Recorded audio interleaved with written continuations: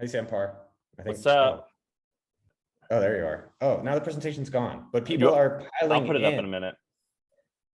While Ooh, people wait. are while people are piling in, can I tell you a story? Are people ready for? Oh man, people are coming in. What up, people? Sam, set us off with a story before we get going on the Hangout today. All right, so there's this guy named Ben Wilson. He's the producer of my podcast, My First Million. He also has his own podcast called How to Take Over the World, and it's a historical podcast where he talks about, he basically reads like 3 biographies of Walt Disney and does like a 3-hour podcast on Walt Disney, whatever. He messaged me, he goes, "Hey, look who just followed me on Twitter. It's Mr. Beast." And I was like, "Wow, that's amazing." And then 30 minutes go over and he goes, "Look who's calling me right now." And it's a call from Jimmy Donaldson, Mr. Beast. And he goes, "I've been on the phone now with him for 2 hours." And Mr. Beast saw him on Twitter, followed him, DM'd him and said something like, "Man, I love your podcast. I can't stop listening to it. I'm on a walk right now. Can I just call you?" And Jimmy calls Ben and talks to him for 2 hours. And Ben was like, "Why are you calling me?" He's like, "I just love your podcast. It talks about history. And I feel like you're my guru a little bit. I just wanted to ask you questions and learn a little bit because this Walt Disney podcast kind of reminded me of a lot of qualities of myself." And so anyway, it was kind of a cool moment for Ben. Yeah, it's pretty interesting that you can just call, it's like with Mr. B, it's like Obama calling. Yeah. All right, everyone. So it's 7:00. I guess I'm in Europe time. Sam, what time are you? 1 p.m. in New York City.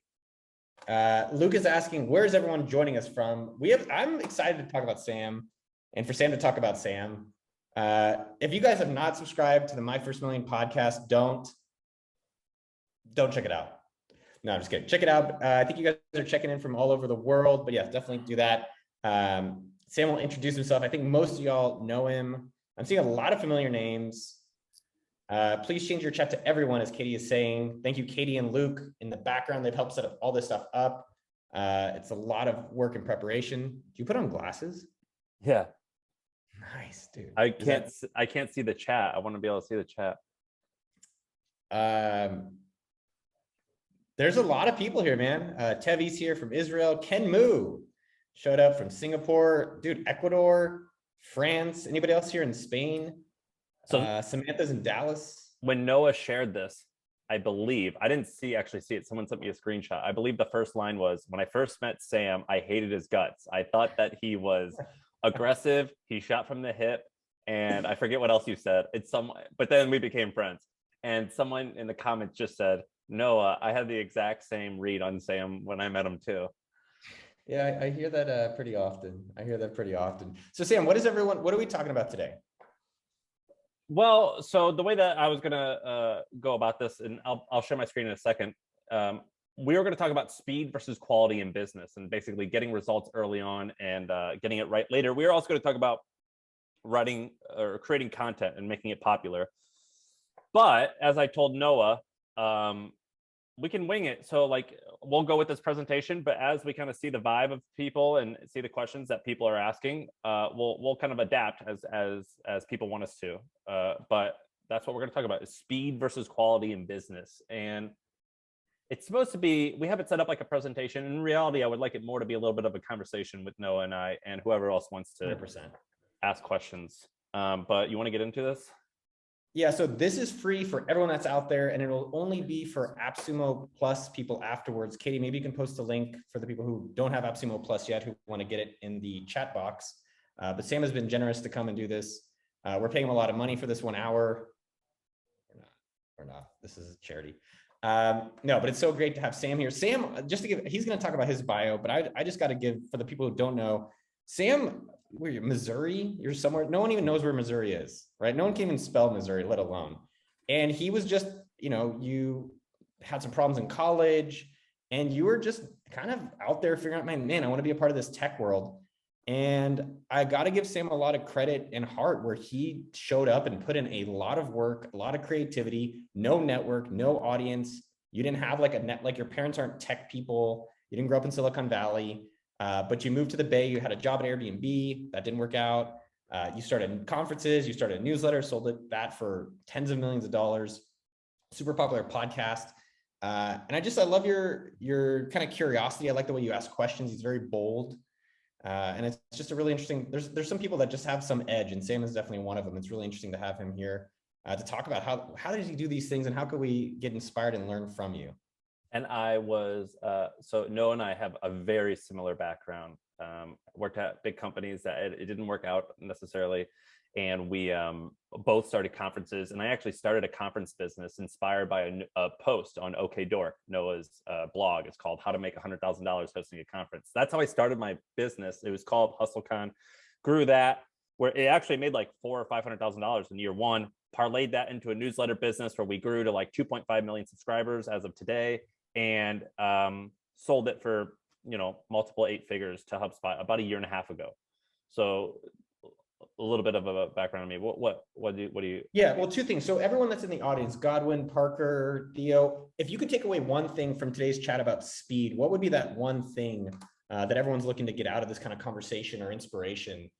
And then Sam, I think when you think of speed, and we'll jump into the presentation, like, are you just like, I'm just going to do it? Do you say follow your passion? Like what goes on in your head when you're thinking, oh shit, like I have this idea for an Airbnb, I'm going to buy a ranch out in wherever the hell you bought a ranch. Like, so what we'll talk about today is, when I talk about speed, I think of whenever I get an idea that I like, I think about a lot of ideas constantly, but when I spot something that gets my attention and makes me excited, I want to act on it incredibly quickly.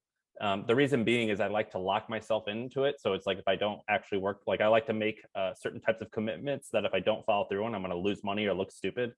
I also like to move very quickly in order to create momentum, because momentum in business, but just basically in life, is like one of the most important things. It's like, once you start, it's like when you work out, once you start seeing your body change, you get more motivated to like keep working out, and you're like, oh my God, it's actually working. Let's keep going. Versus if you kind of like half-ass it and your body doesn't change, you're like, oh, this doesn't work, I'm quitting.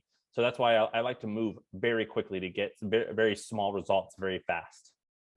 what is something that everyone should do today or could do today as a practice of that? What they should do by the end of this conversation is write down the thing that they want to do, and then make a list of like 5 things that are like steps to do it. And by the end of the day, just do one of the steps. And it could be pretty small. And I don't want it to be like make a business plan, but it doesn't have to be outcome related, like get a sale, but it should be like, I want to create this. By the end of the day, I'm going to call 5 potential customers and talk to them. So tell me an inspiring, I know we have a presentation, we'll get to some presentation, everyone, but like, tell me an inspiring story about where speed was great for you, where you're like, I had this idea for conference, here's exactly what I did immediately. Because I think those are the things where people start being like, oh, I can do it too. So I actually have this in the deck, but instead of, I'll tell you about like what I used to do. I'm actually doing this right now. So I'm launching a new business. I've not talked about it publicly at all. I don't even know, Noah, if I told you.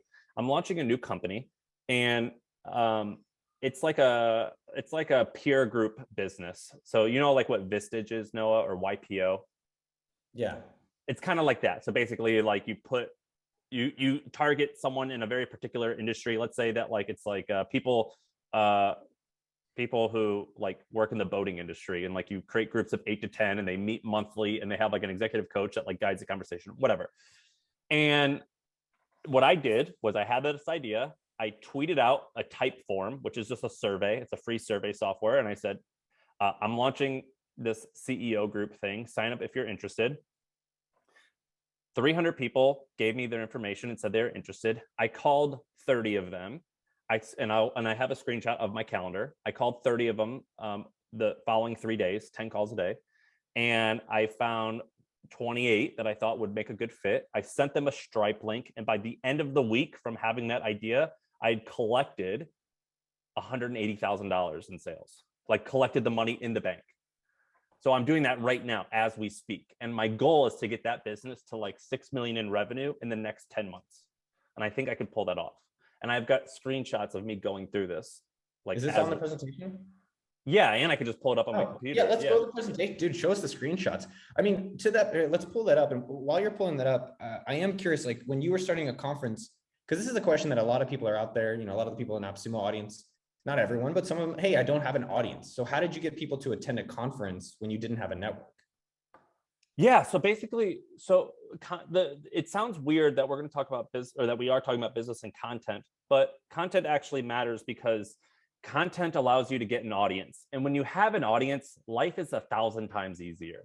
It's way easier to make money and to sell shit and to like come up with stuff when a lot of people know who you are, because it helps you like get your foot in the door. You just click a button and boom, you have like 1,000 people who have signed up for X, Y, and Z.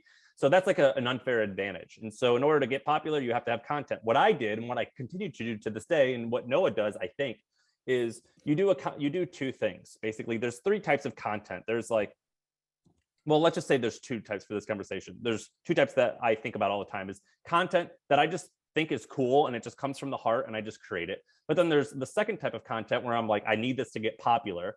And the way that I make things popular is I figure out where there's existing demand and which platform it's in, and I create content that taps into that demand and that platform. For example, what I did with my thing with HustleCon, we got the hustle, we got 1 million people to come to our website in month 1 of existence.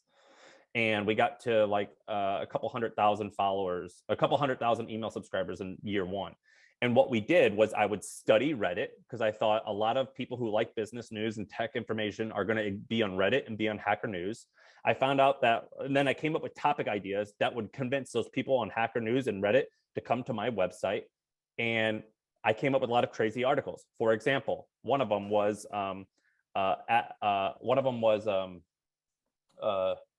we lived on Soylent for 30 days. Soylent is like Slim Fast for nerds. And we lived on Soylent for 30 days and we posted that on Reddit and we got like 500,000 views in like 3 weeks on that article. Another thing that happened is I met a guy who used to plagiarize books on how to like basically pick up women, and he would plagiarize them. He would hire a guy in the Philippines to rewrite it to pass Amazon's filter, and he made $60,000 a month doing that. And I was like, dude, this is like incredibly shady, and like, plus you don't even sleep with women, dude. What do you know about this? This is wrong. I don't like this, but this is like a good story. And so I wrote the story about it. And then also I did that exact same thing and became a quote best-selling author in like a week by plagiarizing someone else. And the whole point of this was like to say how like this Kindle system is kind of nonsense. It's bullshit. But that, and then we posted that on Reddit and we posted that on Hacker News, because I knew that that type of article would get popular on that platform. And 3% of all visitors would give me their email and sign up for the Hustle's email list. And so that's my whole shtick with content, is I find out what type of content do I think will get popular based off of what platform it's on. Does that make sense? Yeah. Let's go to the presentation. I think there's going to be a lot of meat in there that'll answer a lot of these questions. And then we'll come to the Q&A at the end as well. The more questions, the better. Compliments for Sam or how your AppSumo experience has been. The more engagement, definitely more interesting for everyone. And just so you know, I can't see the chat while I'm sharing my screen, but I'll be monitoring. All right.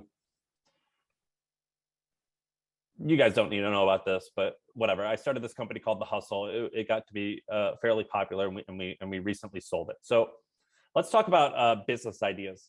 So Noah, have you heard of this thing called Ikigai? Have you heard of that? I've heard of it. I don't really know what it is. So Ikigai, it's this Japanese philosophy that I buy into, and it's basically, it's these. You guys can see all these 4 rings? You can see it big enough. It's basically these 4 rings where it's a combination of what you're good at, what you love, what the world needs, and what can be paid for. And my goal and your goal is to find out as what you can create that's right in the middle of that. Because I think far too often people want to start different businesses, and they do it just because like A, they think it can make money, or B, they think like this is what the world, like this is what they need to be doing based off of like what their peers are doing. And I think that's actually, sometimes you can get rich doing that, to be honest, but it's really hard to make that happen if you don't actually care about it. And so I don't actually care necessarily about just finding my passion or following my passion. I don't necessarily care about only creating a business that makes money. The goal is to find some type of middle ground for all of those things. And so I spend a ton of time thinking about this. And I don't ask myself, what am I passionate about? I don't ask myself what makes me happy. I ask myself what gives me energy. And so my goal is to find things that give me energy, because starting anything, it takes so much energy and it sucks most of the time. What do you got to say? Slideshow? Can you hit the slideshow button in the top right so it's a little bit easier to see? Top right. Right. Yeah, that button. Oh, and so clarify that. So you care more about something you're really excited about, or something that's just going to work, or like what's the thing that you're really all of the above? I care about things that work give me energy. Things that work in an industry or serving a customer that I care about gives me energy. Things that make money and work and are in an industry that I care about give me even more energy. So I try to optimize for all these things. So what I love, what I'm good at, what I can get paid for, and what the world needs. That's Ikigai, and that's what I work for. And whenever I start something, my goal is to act immediately. So I spend a lot of time thinking about what I want and reading books. I read a ton of books. I figure out like how different people have done interesting things, and I imagine myself in their role if that's something that I would like to be doing.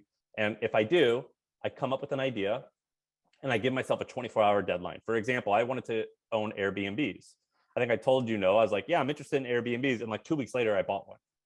Of course, I'm in a lucky position where I'm able to do that. But like, even if I weren't, I'm like, I'm going to figure out how to like just get into this industry, because because I had this idea, and if I didn't pounce on it right away, I was going to lose momentum.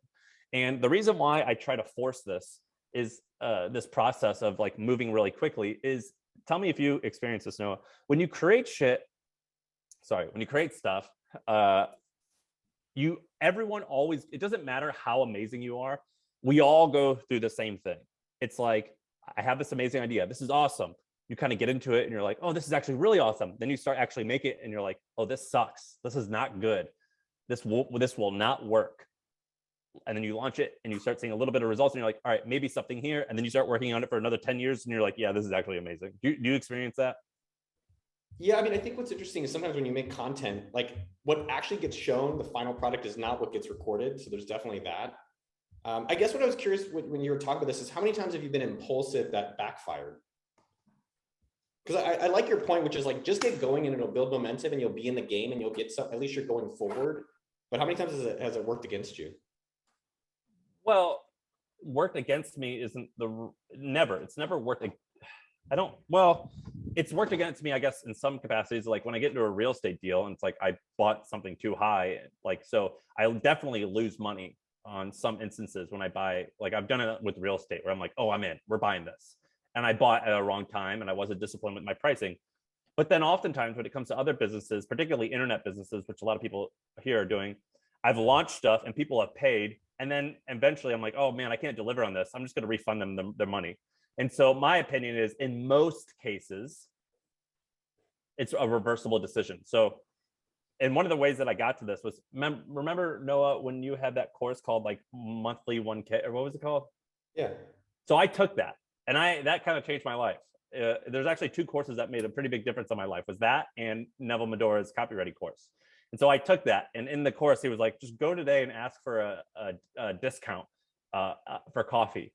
And I used to do that all the time. And that is kind of how I run businesses now, where I very quickly create situations where I can't back out of them. So I'll often do things like I'll post on LinkedIn that like, hey, I'm starting X, Y, and Z, or I'll pre-sell a product and it says like, hey, this is live, like you can purchase it now. And I'm locked in and I can't back out. I do that all the time. And I think that that's really good because I start getting momentum early on, and I just am rushing through that cycle of, this is amazing, this rocks, this sucks. Okay, maybe something's here. I want to like get through that really quickly, and I want to get my reps in. It's like fear can't catch you. Yes, that's right. Well, I just like rush through it. I'm like, oh, okay, so I'm going to experience this cycle of doubt. Let's just like hurry up and get it out of the way. And so I tend to like move things really, really quickly. So here's an example. Go back. What was that thing you just said? I think one thing, the other thing you're doing, Sam, that I really admire and I think is a great call out, is you're keeping promises to yourself. You're like, hey, I have this idea, I'm going to do it.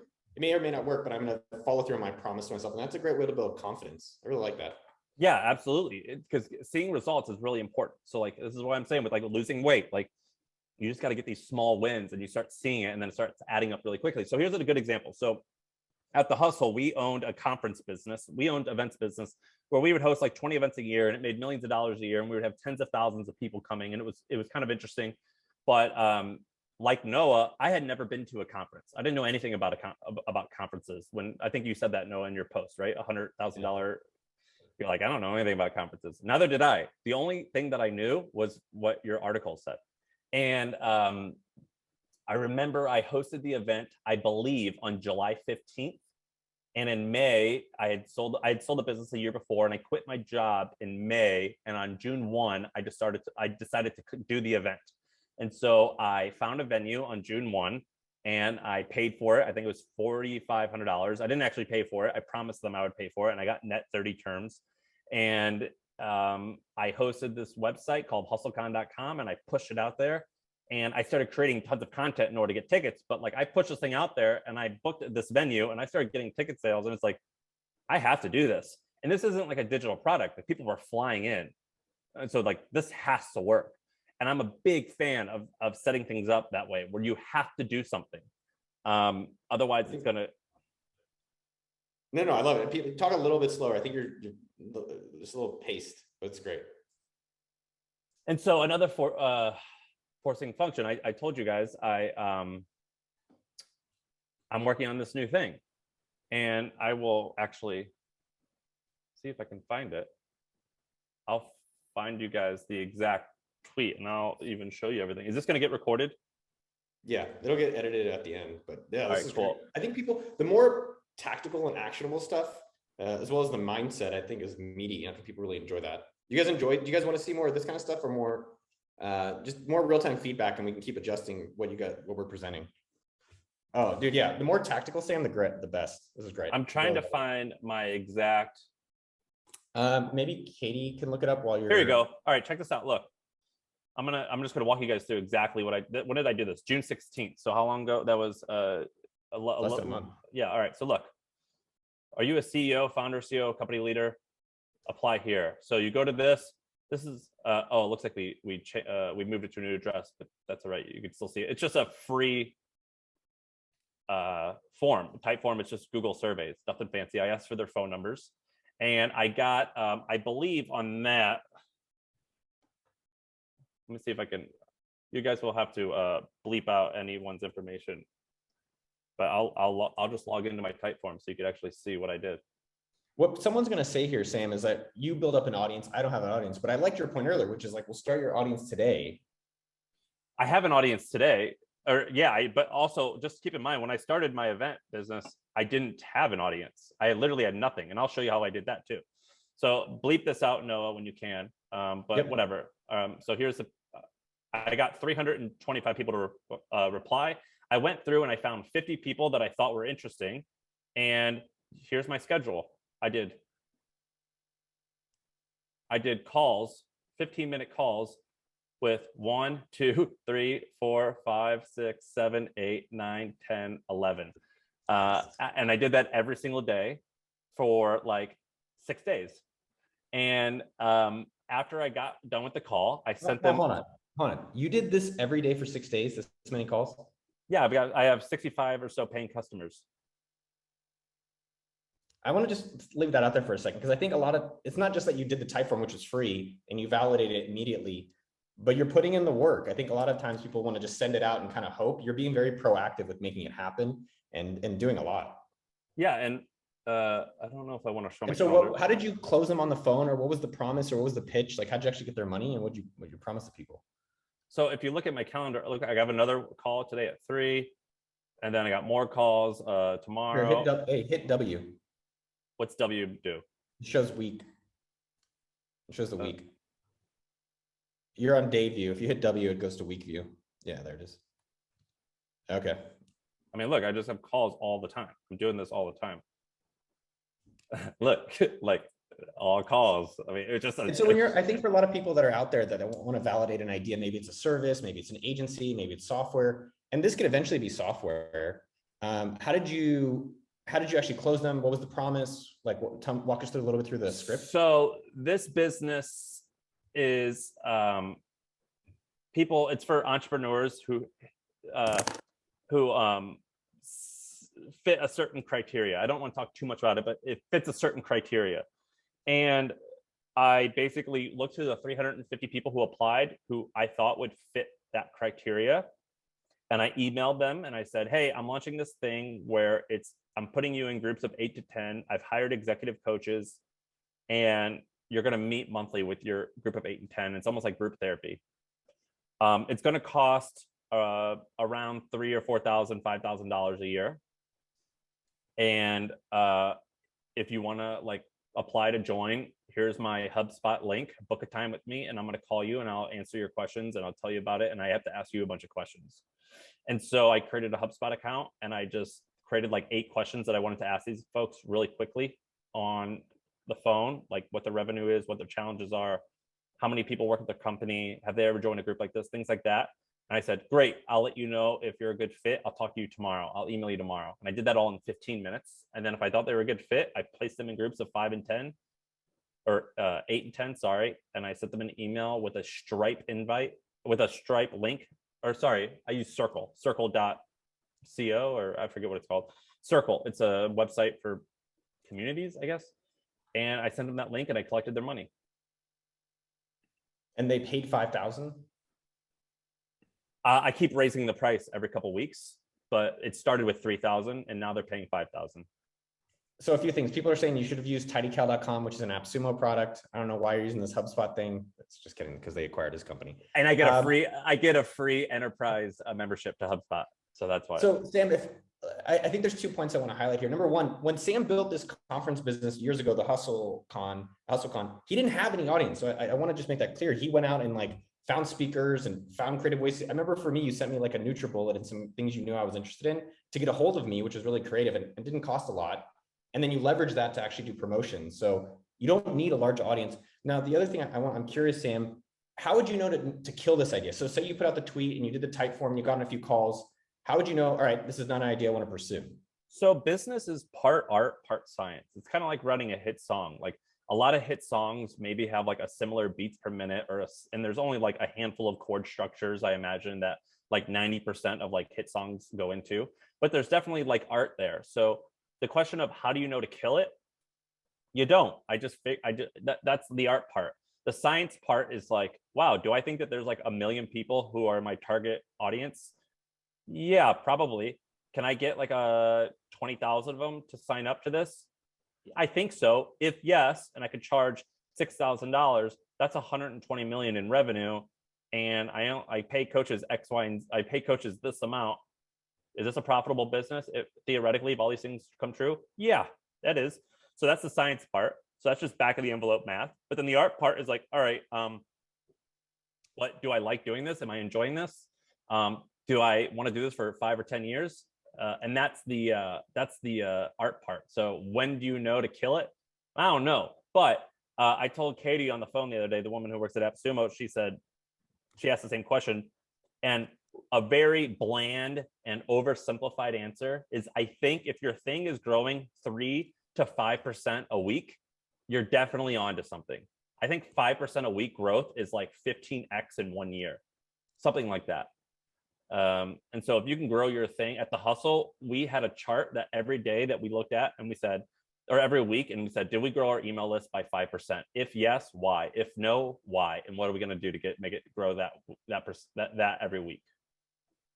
So it's a little bit of art, a little bit of science. I love that, man. I think that's beautiful. People are also saying there's an AppSumo product. If you're not a part of AppSumo Plus, this is for AppSumo Plus people later. It's free for everyone now, appsumo.com/plus. There's also a product called Heartbeat, which you can use as an alternative to Circle that people can be checking out. This is impressive. This is really cool. I think people are definitely, getting inspired about, I don't need to have an audience. You're not a developer. You use free software and free social network to see if you can get this working. Yeah. So my expenses, because I had 350 entries on Typeform, I had to buy the thing, the $50 a month thing. But keep in mind, I haven't shared a website with any of you. Have you noticed that? There's no website.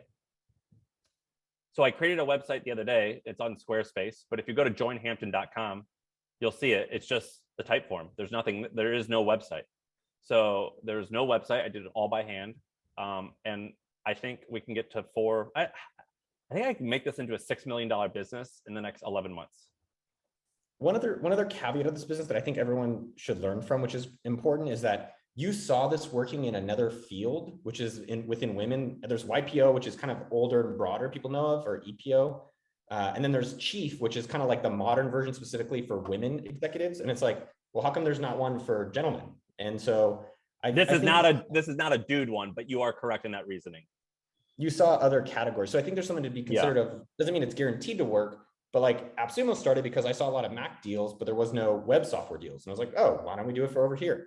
Yeah, and most interesting insights, I think that one could argue that like, oh, well, the really big companies are incredibly innovative. And I would argue that, yeah, sometimes, but oftentimes the really big and also the medium and the smaller successes, they're just derivatives of things that already work. It's the question is just how derivative are you going to get, but they're all still derivatives of like, one could argue that Facebook is innovative, but it's basically just MySpace, but a little bit different and a little bit better.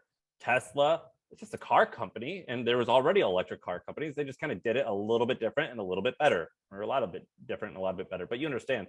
So what I like to do is I like to seek out demand that already exists, and do the same thing.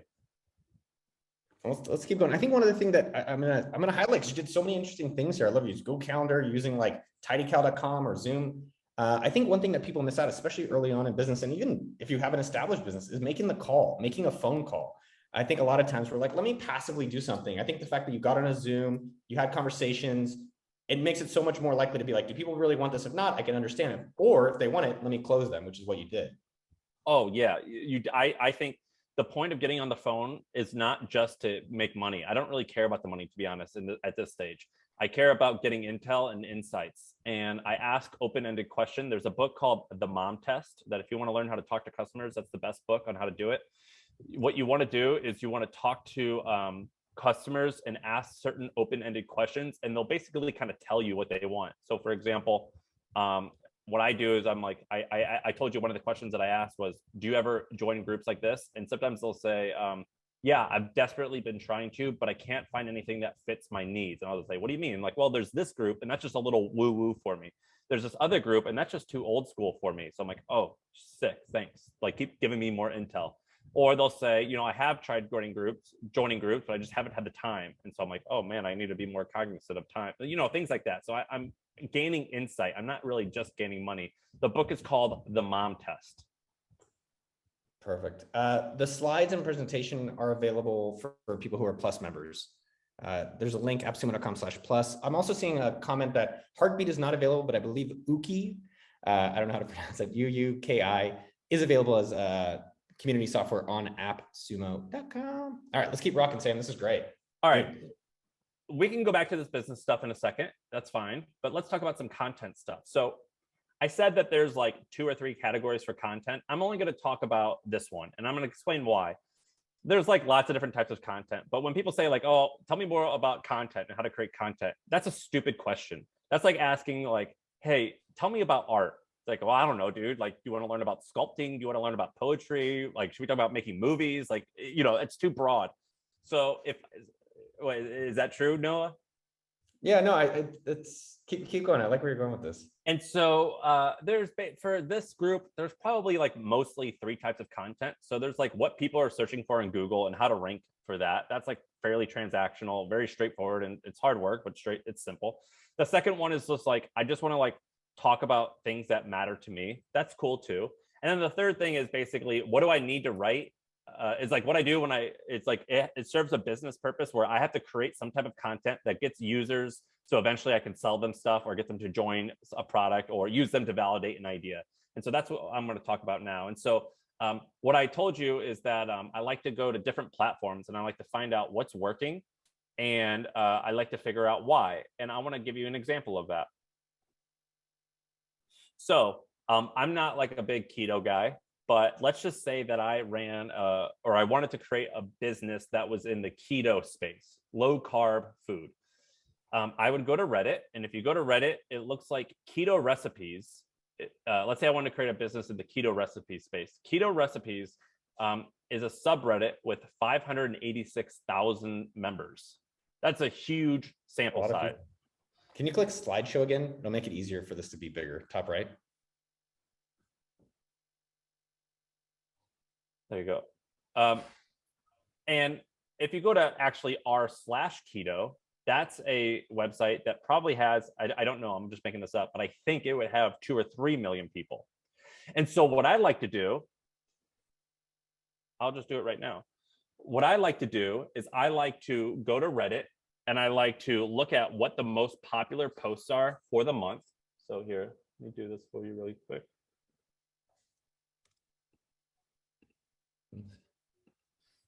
So this is r/keto. Oh, I was right. 3 million members. So here's how I find content ideas and how I like figure out what's like an interesting thing. This is keto, a topic I know close to nothing about. So I like to go to I like to click top, and then I'll sort by either week or month. Let's just do week. And so I like to figure out. So let's say this. I got my this person. So well, I don't know. Let's try a different one. All right, here. Anyone else notice a price jump on heavy whipping cream?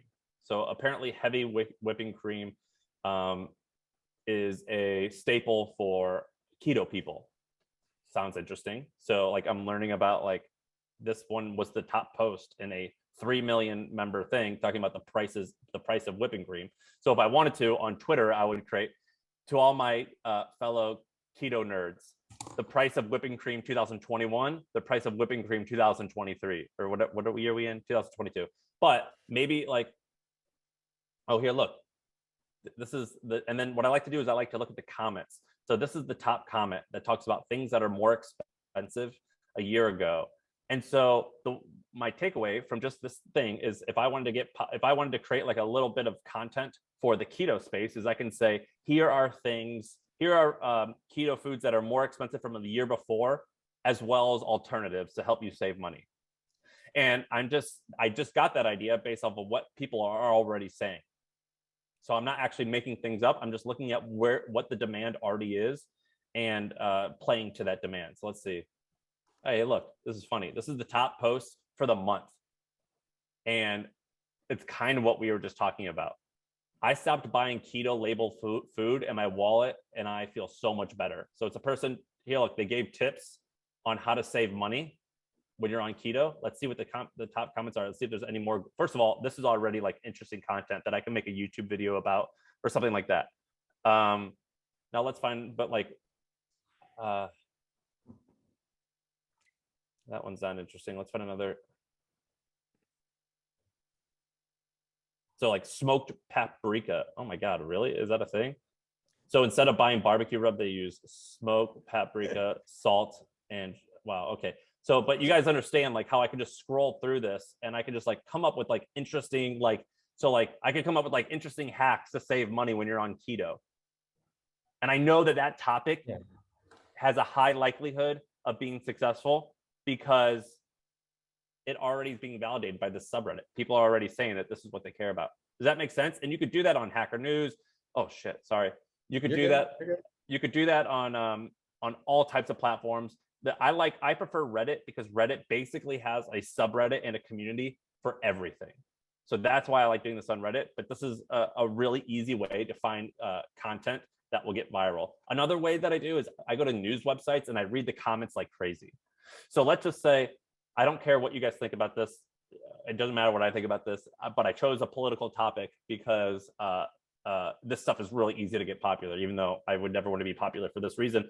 There's an article that was written recently about Ken Griffin. He was basically this billionaire who moved in Chicago and how he moved to Miami. And this was the comment section, was basically people saying, you know, I'm frustrated about Chicago being run to the ground.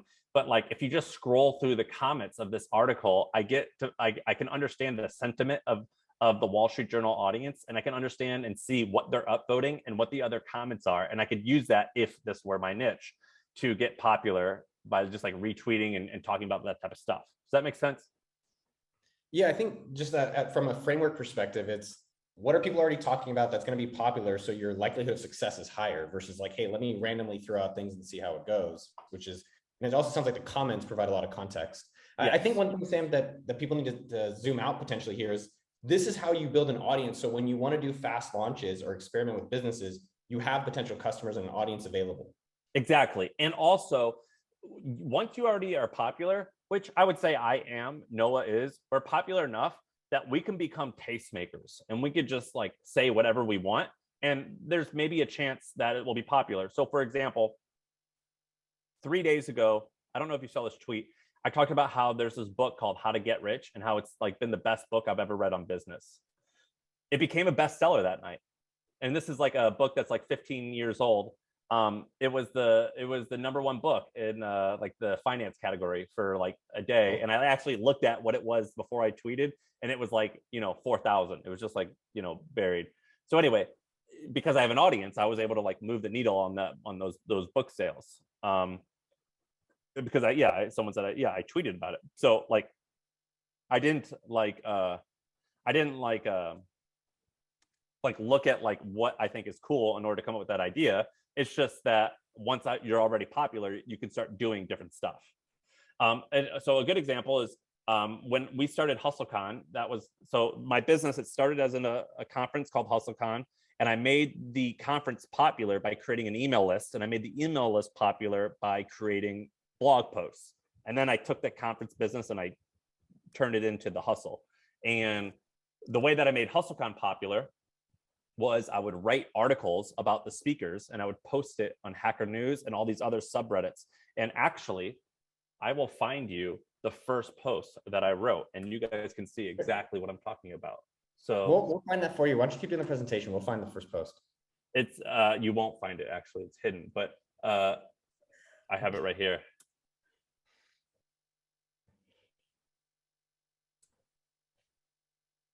Do you think most people just aren't just taking action like you? Like that's the biggest delta?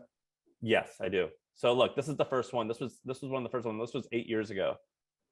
So I wrote these articles about, this was Katrina Lake. She started this company called Stitch Fix. And I wrote it in this subreddit called r/entrepreneur. And I wrote the whole post here, and I eventually said she's like coming to speak, yada, yada, yada. How long does it take you to write? A while, maybe half an hour to an hour. And I like posted it on our website, but this particular subreddit doesn't allow you to post links. You have to post text. And I got like a bunch of, look at all the comments I got. And I didn't have an audience at all. No one followed my stuff, but like probably 1,000 people came to this website, and like 50 or something gave me their email. And that's how I did it. And I just did that every single day. I did it every day for a long time.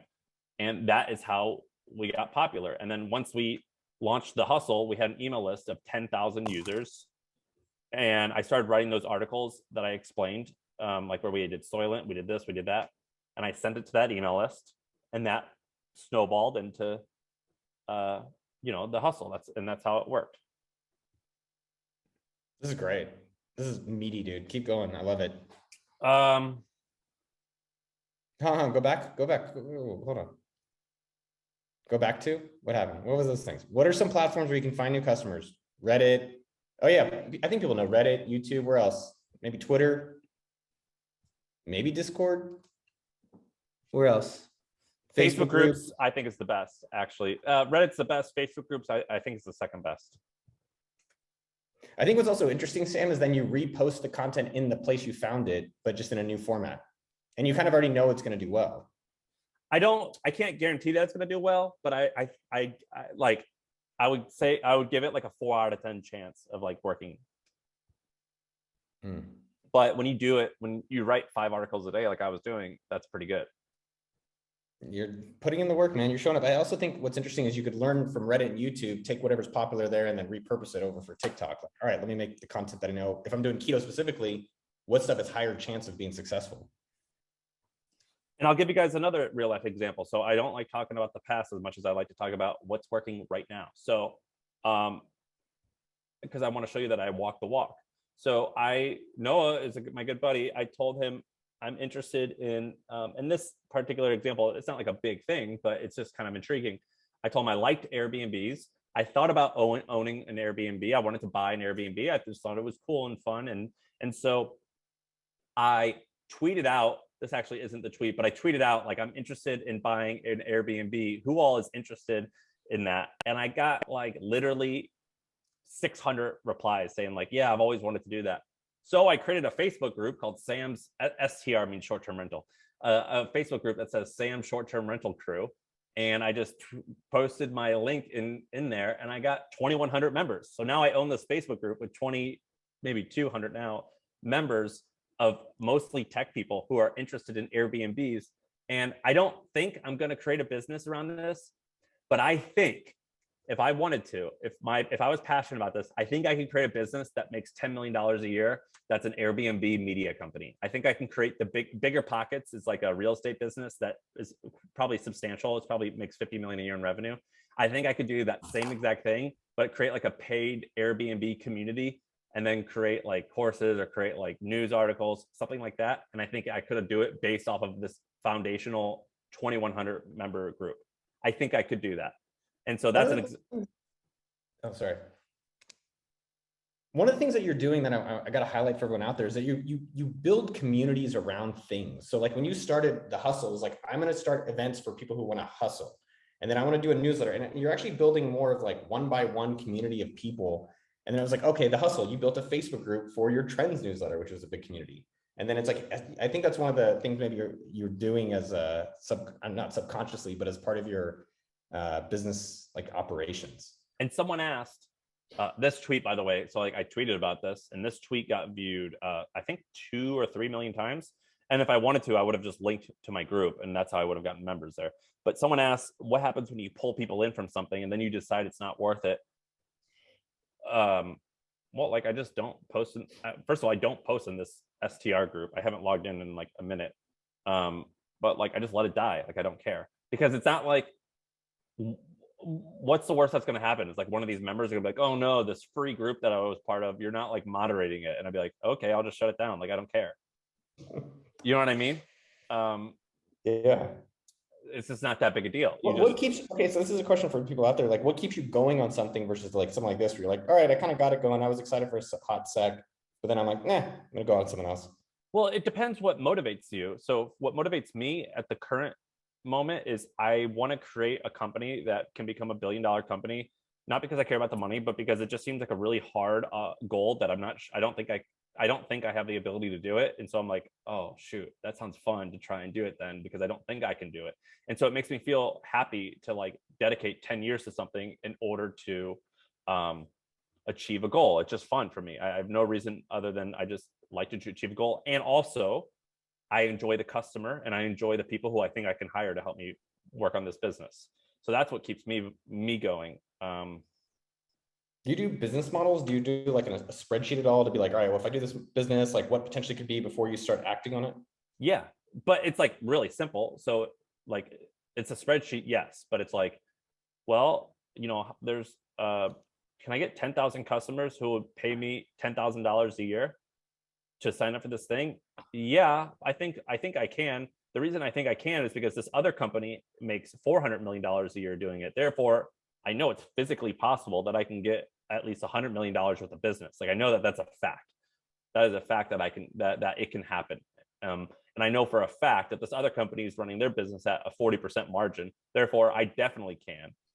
And worst case, I run it at half that margin. But that's like basically the math that I do. Do you have the spreadsheet for Hampton? Yeah. Could you show it? Yeah.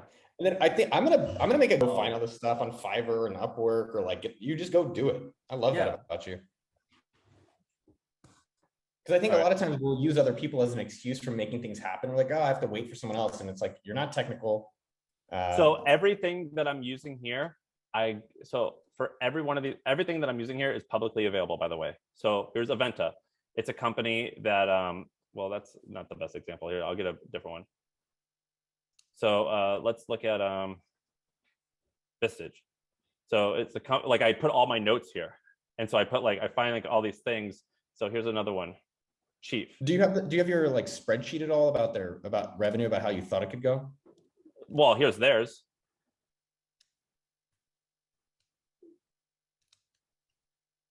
Yeah, so I do this with like Here, this is like the behind the scenes in the kitchen where you're like showing us like, oh, it's a little bit of cinnamon, a little bit of parsley.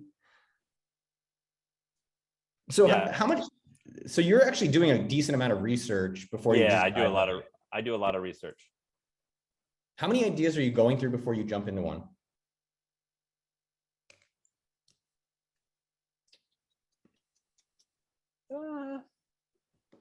I've thought about this one for a long time. I don't know, 5 or 10. Yeah, I think 5 or 10. Let's go back to the presentation. Thanks for showing that. Yeah. So you asked me how many do I go through? That's actually the next thing. So I go through 5 or 10, but I really focus on one thing at a time. I think there's a bunch of things that I think separate winners from losers. One of the biggest ones is the ability to focus and focus for a very long time. So I tend to think of a lot of ideas, and I test a couple, and then once I find one that I like, I have no problem sticking with it for a decade, or for I get pot committed to stuff. And so whenever I'm testing things, I usually test only one at a time, and I go all in on it like a job. And I think that's like something that separates people from making it really truly work.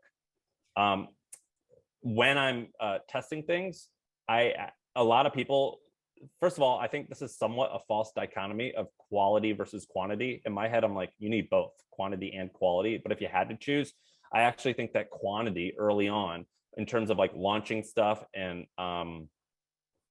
adapting quickly and iterating on your idea, quantity is significantly better than quality. And I think that the reason I think that is people saying like, oh, it's not that good or the quality stinks. I think that's just a bullshit excuse that you're telling yourself to not start. And so that's why I'm like, yeah, I'm just going to move quickly and I'm going to get it done. And I don't care how bad it looks. I don't care if there's typos. And then finally, when I think about running a company or building a business from nothing, I get really inspired by step number 10, which is like the final vision, which is like, yeah, and one day we're going to like be like almost like CNN and have like a media empire where we employ tens of thousands of people and we create change in the environment and we become billionaires and we stop wars and we make people like less obese, like through our food, like, you know, whatever, like that big vision thing. That's important, I think, to actually be motivated by that. But I think about that occasionally, but then I basically just think about step 1, which is like, all right, but I got to get 1,000 customers. And I don't think about step 2 until I've completed step 1. And once I get 1,000 customers, while I'm getting my first 1,000 customers or whatever the number is, I don't think to myself, well, how am I going to get 5,000? I'm like, I just don't care, because once I get into that journey of getting 1,000, I'll figure out what the next steps are. And worrying about steps 2, 3, and 4 when you haven't even done step 1 is just another stupid excuse that people tell themselves to not actually do step 1. I love that you're starting. And I think that's something that we can all be inspired to be like, all right, do the research, get some idea numbers, and then just take that action, get that list for today. I know you bought the Airbnb property and then you're doing this network. How did you decide to go do this like Hamptons thing instead of scaling out your Airbnb gym idea? Because the way that the lifestyle that I want to continue investing in real estate. But in order to invest in real estate, you just need to make a lot of money.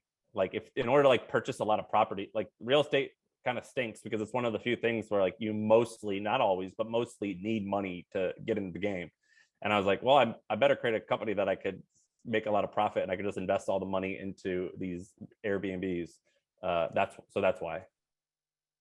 And yeah, also, like Airbnbs and real estate, it's not like that active of a business. Like you make decisions and then like you wait for a year and see what the results are. You know what I mean? It's not like that fast.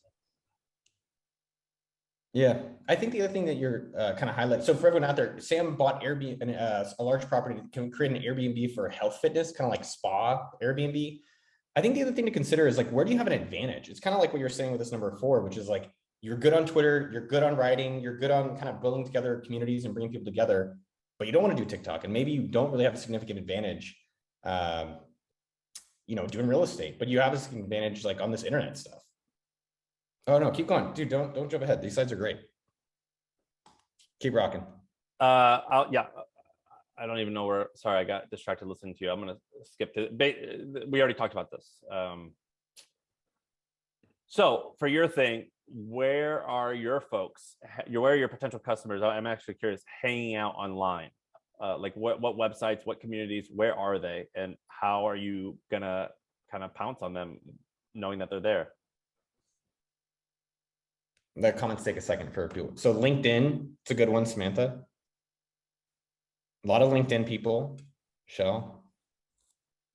Sam got on that. I love the glasses.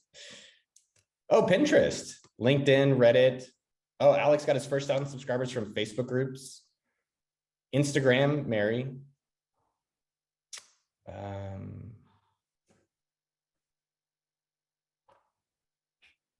And is there other, does this apply, Sam, do you think, to non-Reddit stuff? Like if people are trying to create content or build communities, like it could really be applied to anything like I'd argue, crocheting.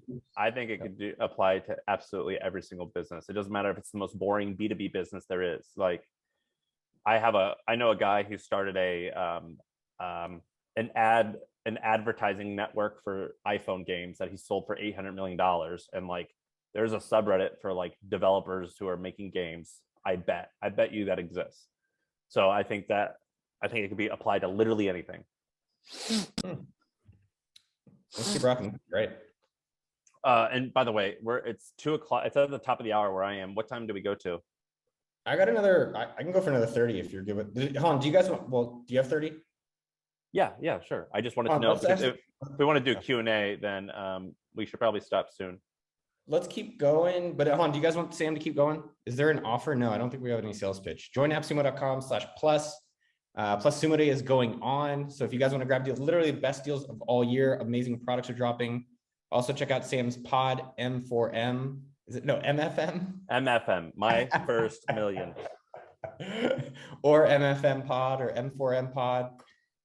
They wanted to keep going. All right, so let's finish the presentation. We'll jump into the Q&A.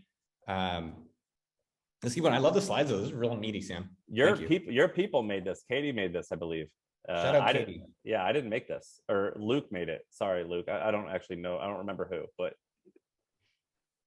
right. I'm gonna kind of. All right, so sorry. This is what I want to go to. What are you doing, dude? You're giving me a seizure. I know. My bad. I'm jumping around. So what are we talking about here, and why are we talking about this? When we want to talk about content, a lot of people want to talk about content. I'm going to give you another little bit a tip because it seems like people like the Reddit thing. One thing that you want to do when you're thinking about content, before you think of an idea, you want to think about the emotion.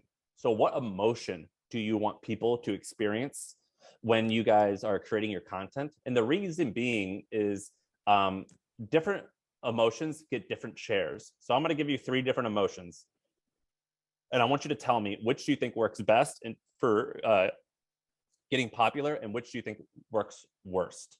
Sadness, awe, and anger. So which of those do you think gets the most viral and which is the worst?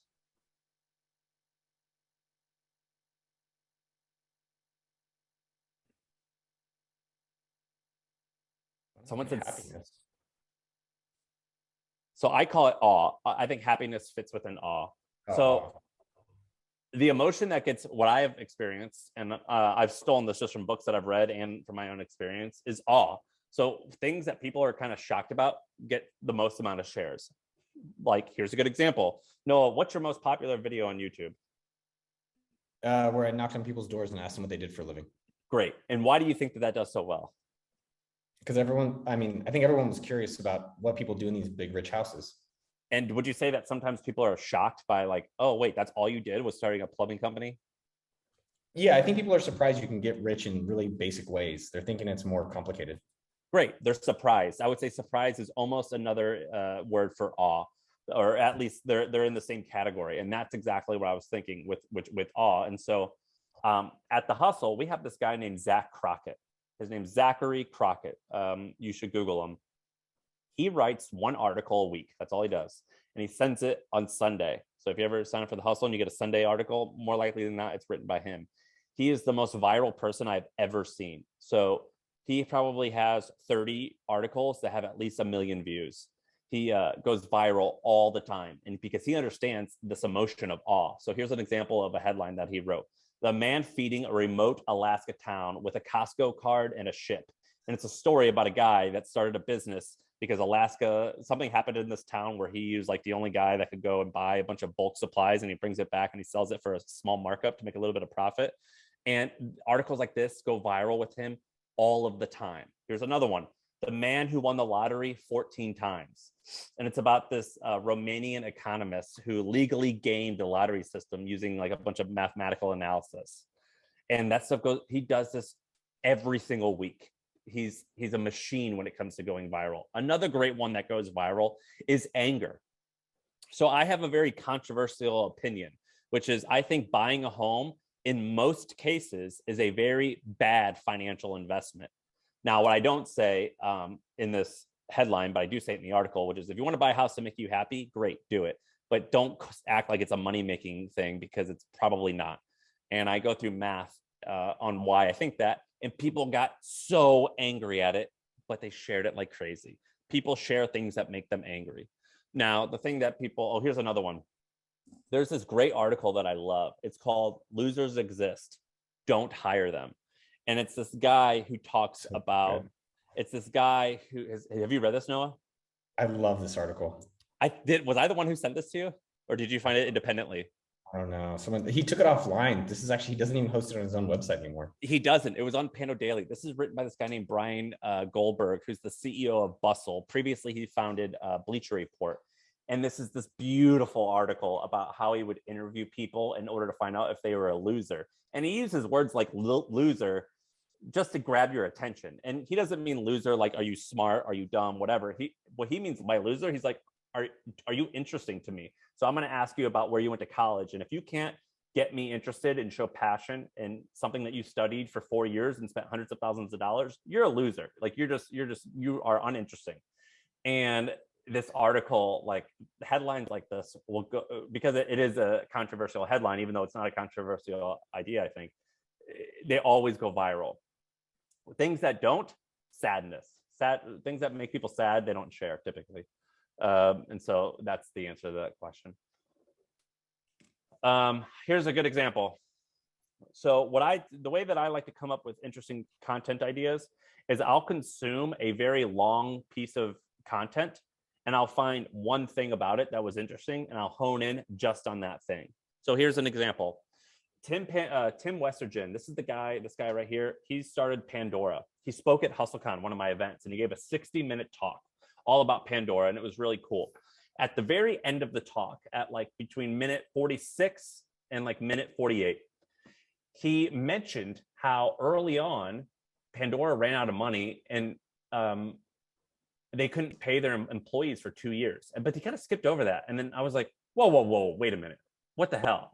You didn't pay people for 2 years? How did you do that? And he's like, dude, I used to have to give these speeches to like fire people up because we ran out of money. But like everyone was inspired by our mission. I was like, well, give me that pitch right now, because that's like the craziest pitch that must be the craziest pitch ever. And he goes, let me close my eyes and see if I can give that pitch. And he gives the pitch. And I heard that. And I'm like, oh, well, there you go. That's our article. We're making an article just on that pitch. And this article was the very first article that we ever launched at the Hustle. And it was on the front page of Reddit and got seen, I believe, 1 million times. And so what we tend to do for content is we'll consume tons of other people's stuff, tons of our stuff, and find one little nugget in there and make that the whole article. Here's another good example. So do you guys remember, Noah, do you remember a couple of years ago where Steve Harvey read the wrong, he read the second place winner as the first place winner at the Miss America pageant? Yeah. So this is an example of pouncing on something that's already popular. Except what you have to do, or what I tend to do, is I like to look at what's in vogue and what's being talked about, but I take a different angle. So a lot of people were like saying, Steve Harvey, what an idiot. How do you read the wrong thing? Well, if you look at the card, it's really confusing.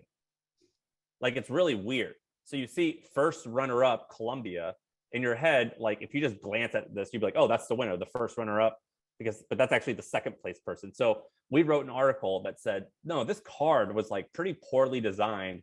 And here's how we think we would have prevented it had we redesigned this card that he read. And this article showed up on the top of Google for like 12 hours when everyone was searching Steve Harvey. And this got viewed like 50,000 times in one day. And here's another interesting example. So Zach wrote this article where he was talking to someone like building homes or something. And they just made a comment about how like the problem with home building is there's just not a lot of carpenters. But anyway, like wood is going up in price, and he's like, whoa, go back to that. Tell me all about carpenters. Why aren't there enough carpenters? And he wrote an article on it, on just this one idea, and it got incredibly popular. All right, I think I'm going to skip ahead. Yeah, let's go through. We've got enough examples. Yeah. So I think what you're saying overall is just working on, if you're creating content in any way, find out what's popular, underline the most interesting thing, and then really pick on one thing that works. And I do have it. Yeah. And the way that I do it, I don't care if you guys buy this or not. I have this thing, trycopythat.com. And so the way that I learn about what writing I think is going to do well is I copy other people by hand. So like if I want to get popular on Twitter, I find popular Twitter people and I just find their tweets and I write them out by hand. If I want to be a good copywriter, a good blogger, I find bloggers I like, copywriters I like, and I copy it by hand. And so my wife and I made this thing where you could go to trycopythat.com and we just like have a bunch of like stuff that you can just copy word for word. All right, the summary is here. Han, so do you actually, you write it out on paper, like a pen and paper? Yeah, I do that all the time. Yeah. So like, for example, I love Anthony, on your desk? Yeah, like I'll just sit here and do it. Anthony Bourdain, I really have loved. Someone just said, yeah, it's this exercise called copy work. It's amazing. It's basically like Anthony Bourdain. I've really enjoyed his writing lately, and I'm like, man, I want to write like him more. I think he's a great writer. So I'll just like find some of his work and I'll just copy it word for word by hand, and then I start writing my own stuff, and I have some of his flavor in there. So here's the summary. I'm not going to read it, but the next step here, it looks like it's disgusting. Leave the summary up for just a second. Leave the summary up just for a second. I'm going to read it just because I think the people out there, and then we're going to go to Q&A. So if you guys have questions, and we'll see your questions in chat. We'll stick around. I know I talk fast. Sorry, guys. Well, they can watch the replay and then put it in slow-mo. Act fast, an idea. Don't let fear catch you. I think your big thing on like doing the research, getting going with it, I think is great. One thing for everyone out there, if you don't, how many people here have their own business? How many people here have a business? How many people here want to start a business? So a lot of people have a business. How many people here are looking to start their own business? Have 3. Okay. I want to start my own business. So I think from Sam, and so I think one of the things that Sam said, there's kind of 2 key things, which is like move fast, which is really important. But also, Sam, it's like you built up an audience to be able to, so in the future, you're like, oh, I want to try out an Airbnb idea. I want to try out like a Hampton networking thing. So, for everyone out there, we talked about what Sam said in the beginning. What's the one thing that you're going to do today to move yourself more towards your dream? So I'd love for everyone to start listing out some of the different things. The one thing, just pick one thing you'll promise and commit to yourself today that you will commit to doing that will help you move forward towards your dream. So list a few of those things, or list any of the challenges that you're facing. If you have questions, let's put some of them in the questions. But I want to call out some of the things that people are going to be taking action on today, because I think Sam had a lot of great examples to just really inspire and just be like, oh, I can go do something else today too. And you don't need a developer, you don't need to spend a bunch of money, and you could find out immediately. So Dom's going to go to Reddit and publish. You can create a Typeform survey. I also use Google Form, which is really cheap and free. Research Reddit and post a tweet in LinkedIn. That's awesome. Ion. Write an article, Nancy. Write weekly, is what Chaplain said. Arthur's going to cold call. Oy vey. How do you feel about cold calling? Awesome. I don't like cold calling. I hate it. I hate doing it. I just like, why don't you do warm calls? I think people are missing out on that. And every time. Oh yeah, I mean, obviously that's way better. Yes. I know. I just try to encourage it. Sometimes I do answer the cold calls just to see what they say. I'm like, how are you doing? Okay. What's your pitch? Probably not going to do it. Some people have bought trycopythat.com, Sam's program, even though he said there's nothing in this presentation for him. So don't buy anything of his, or follow him, or check out his podcast. Try copy that. It's just an aggregate. I aggregated copy that I like, and I explain why I like it, and you copy it by hand. So if you want to just go and find your own copy that you like, it's very simple. How often are you reaching out and connecting with people, Sam, which helps you in business? I go through seasons. So like what I like to do is I like to say, all right, I'm in networking mode and I'm going to go out and learn everything I can. And I meet a ton of people. And then I go into like hermit season where it's like, all right, I already spoke to enough people. I'm building and I'm not going to talk to anyone. So I'm kind of in building mode right now where like I don't take new meetings. I only take meetings if it's related to the business that I'm working on. But if it's like someone who wants to like get coffee to pick my brain, I'm like, no, man, I'm sorry, I got work. So I'm like, I go through like hermit phase, and then where I just build stuff and I lock myself in a closet. And then I go through like, I'm only doing this presentation because we're friends. I would never do this on any other circumstance. So like this is like I'm in like focus mode. But like prior to this, I was in networking mode where I'm gonna explode different ideas. Someone's asking some of these things I think we talked about, like how long do you go before you stop something? Is it just a feeling? Is it like, hey, I don't see the momentum happening here, you're not getting the responses you want? You're looking for an answer that's not an answerable question, but like let's say I had to answer it, I don't know, 6 months. Like I think that like here's what I noticed with my company, The Hustle. I sold in year 4 and I'm happy I sold because it fit my goals. But the reality was that more value was created in year 5 than all 4 years in combined. And so like building something like AppSumo, like I bet you there was a lot of times where you're like, fuck this, I'm out, I want to sell it, or like I don't like this, what yada yada yada. But now you're in year 10 or 11 and it's like so big and so successful. So I think that like it's significantly better to have a fairly long, like maybe like instead of looking at things like weekly or monthly, I try to look things on a macro level of like every 5 years or so. All right, I want you to break down 2 different types of ideas for me. Number one, you want to start like you come up with lettuce. You're like, oh, I want to do home delivery lettuce business.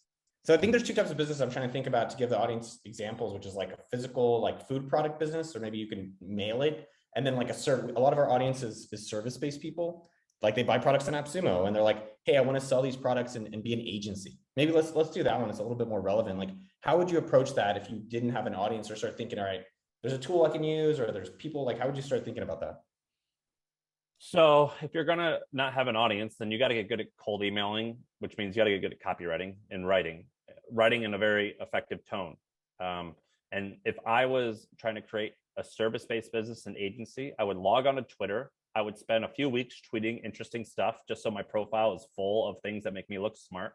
And then I would DM people like crazy. And I would say something like, all right, this is out of the blue and a bit strange. I totally get it. And the reason I would say that is because I'm trying to break their frame and stand out. And then I would just sell them in their DMs on Twitter. Because DMs on Twitter has lower noise than LinkedIn. Or I would use Instagram and I would probably email like 50 people and I would bet you I could close 1 or 2. So I like that. I think that's great. Someone's kind of have a similar question, which is like they're successful in real estate and they want to create courses or podcasts or monetize that. That's the easiest thing ever. I mean, that's the simplest thing ever to do. It's not easy, but it's simple. Go on.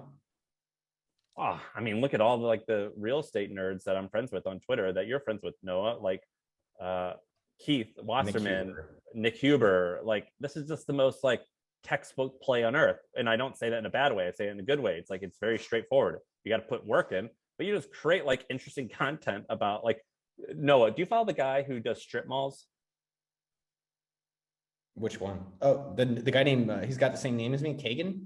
Moses? No, that's a different guy, but that's another. So there's this guy named, I think his name is like the strip mall guy, and he's totally anonymous. And he has this Twitter where all he talks about is like interesting things that he's seeing at the strip malls that he owns. And like, I've hung out with him and it's like, that's not like that interesting of a topic, yet somehow it is incredibly interesting.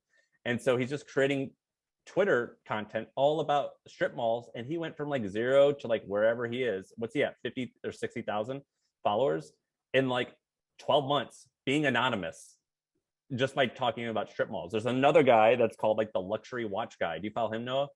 No. He buys and sells luxury watches. And he's like, all right, he's like, just sold a Daytona for like 50 grand. The same watch I actually sold for 30,000 a year and a half ago. Like, he'll just tweet that out. When you're interested in a topic, like when you got interested in researching about this like network thing, like how do you go about researching it? That's a very in-depth question that I don't want to answer the whole answer to. But what I tend to do is, so here's a few really easy ways, is I go to, I'll try to list off a few easy ways.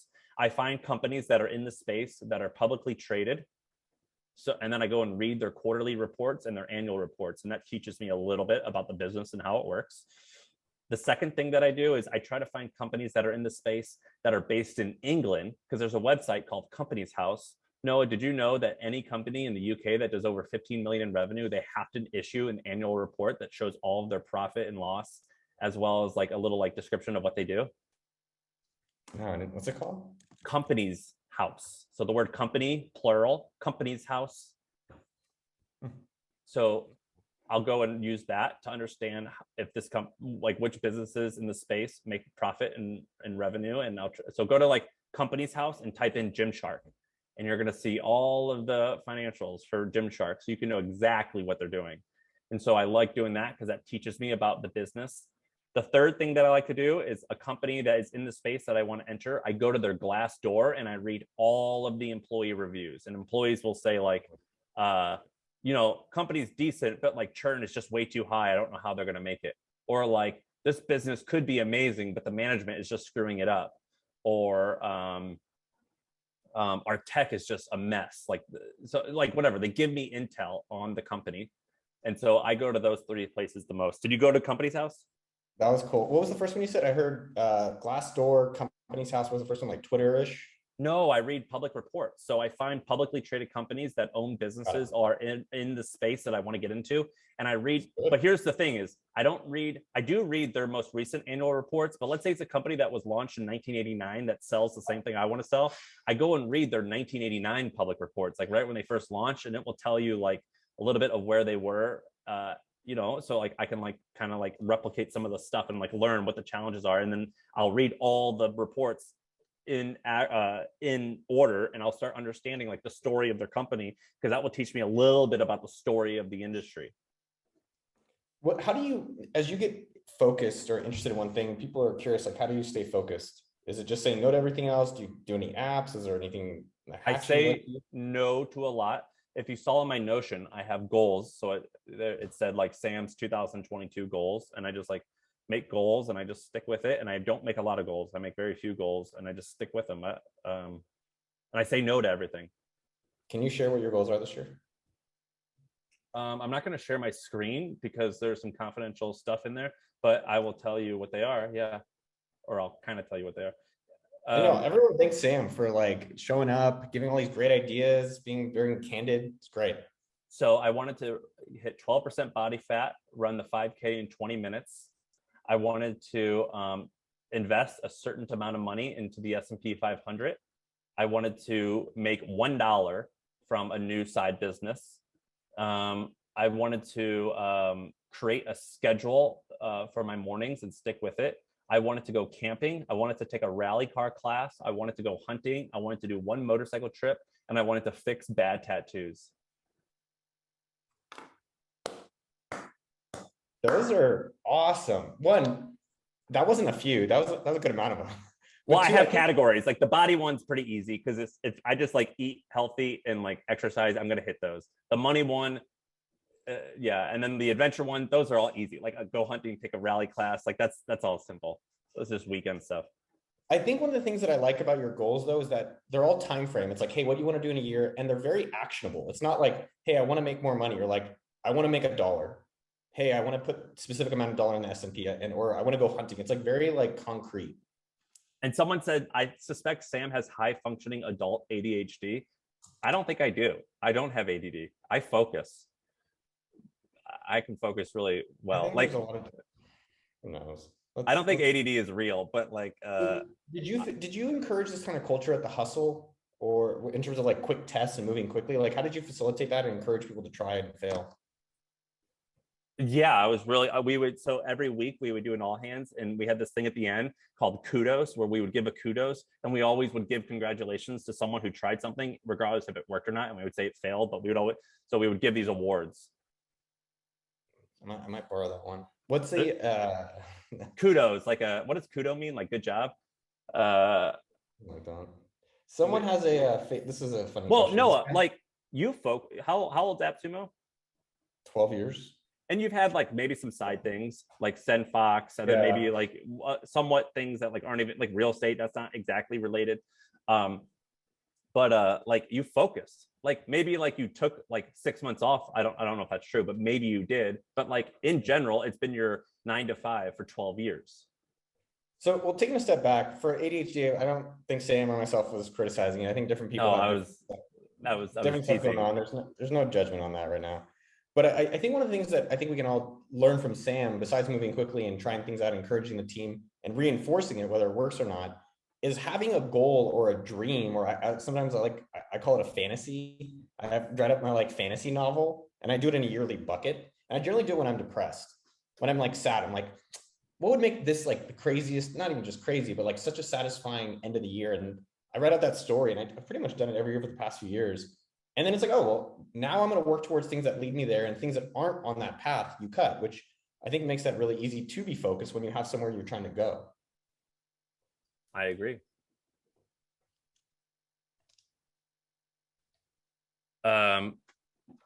We have 8 minutes, maybe. Any questions?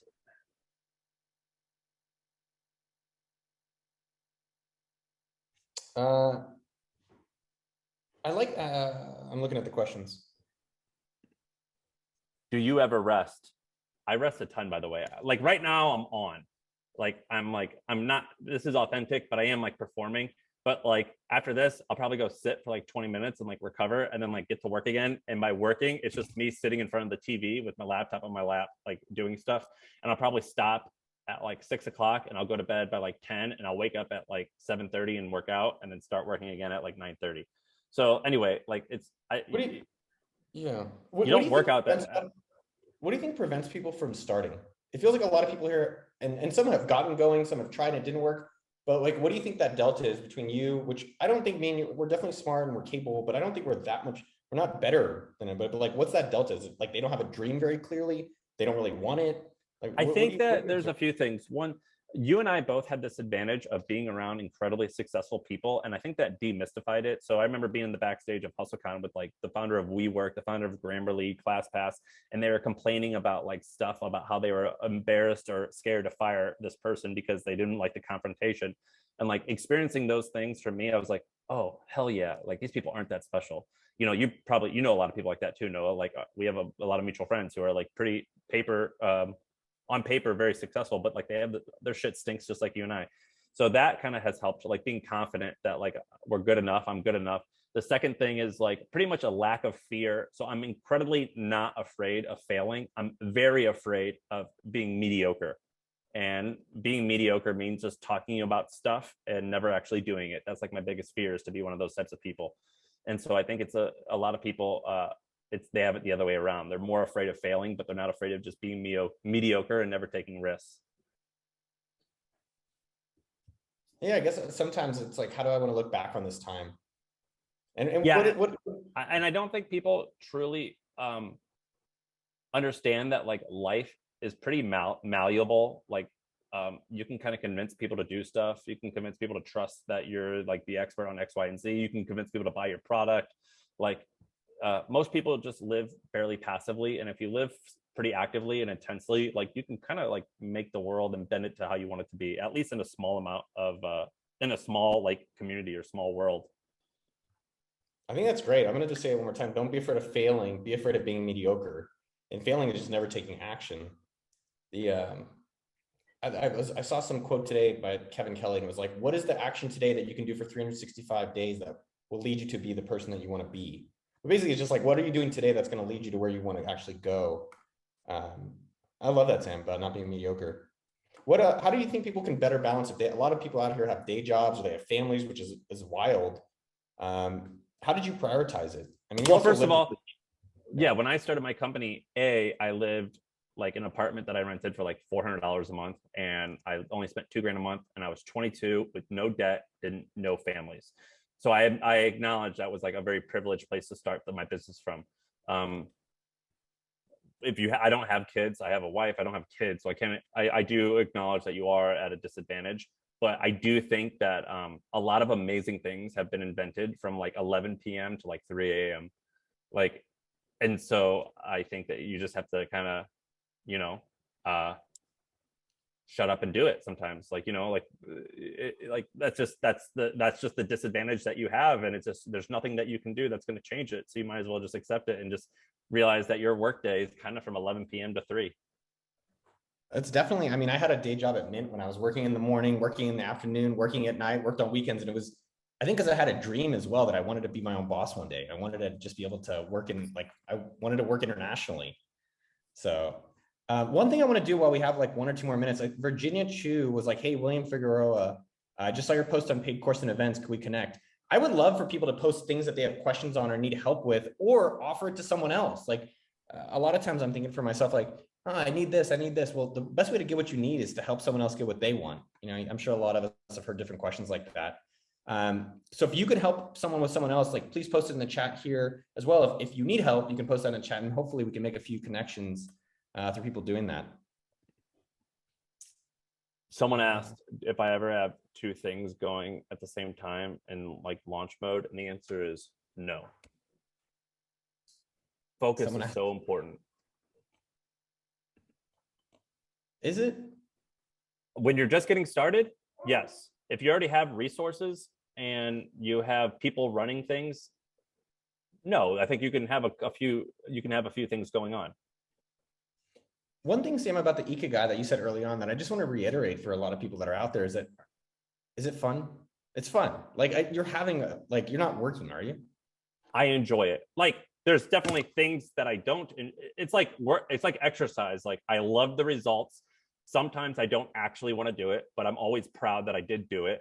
And most of the time I get a high while I'm doing it, and it makes me want to keep going back.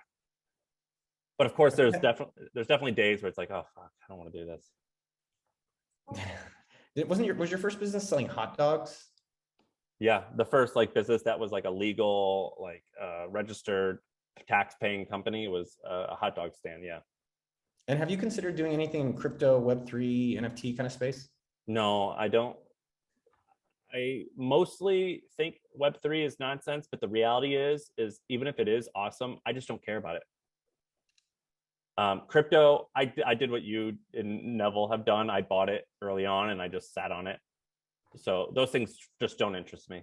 So I stay in my lane for where I'm interested. I'm looking for more questions. All right, y'all, that is an hour and a half. Sam dropped a lot of actionable things. If you're part of appsumo.com/plus, you will get the slides and presentation. For everyone out there, Sam, it's mfmpod.com. Trycopythat.com. If you want to learn about copywriting, check him out on Twitter, the Sam Parr. He's not verified, so it may be a fake account, but try to follow. Are you verified? Yeah. Dude, I've been declined every time.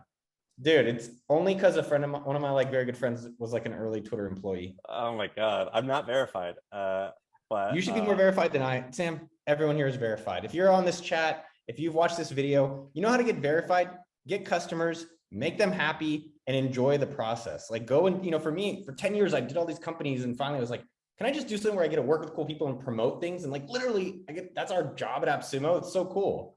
Noah, how do we make this the best one? Were you the best one so far? I think that it was the biggest turnout we've ever had. Over 300 people. I think a lot of people are taking action, a lot of inspiration. I thought we got some anger in the chat. We got some happiness in the chat. We got some questions that I think were very tactical. And I hope more than anything, people go and take action.